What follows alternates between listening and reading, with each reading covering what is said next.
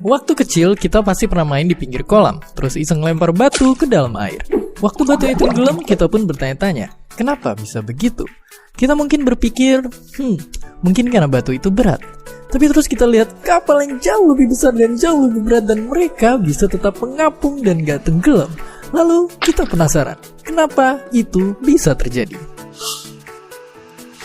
Jawabannya ternyata bukan semata karena berat, melainkan karena adanya semacam kekuatan yang dinamakan gaya angkat dan tingkat kepadatan benda itu sendiri. Gaya yang satu ini ditemukan sama orang jenius ini, yang bilang kalau sebuah benda dicelupin ke dalam air, baik sebagian atau seluruhnya, maka ia akan mengalami gaya angkat ke atas yang sama besar dengan berat air yang dipindahkannya itu. Tapi si gaya angkat ini gak akan mampu mengangkat bakso kalau bola daging idola kita ini lebih berat dari kuah bakso dalam ukuran yang sama.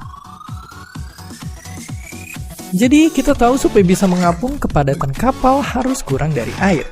Itulah mengapa kapal punya resep rahasia, yaitu sebuah bagian yang berisi rongga-rongga udara. Bagian lambung kapal ini yang bikin kapal seimbang dan mengapung di lautan.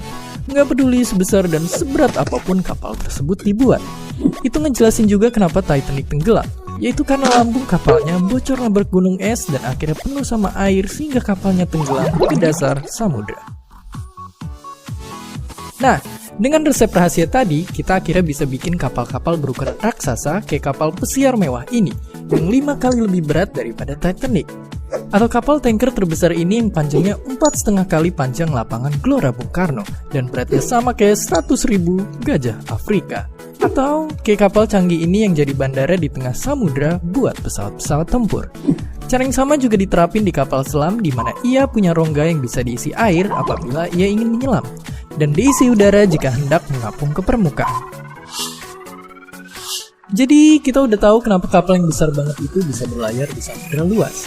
Dan mulai sekarang kita pun bisa request ke abang supaya bikin ruang udara di dalam bakso agar mengapung di mangkok biar gampang.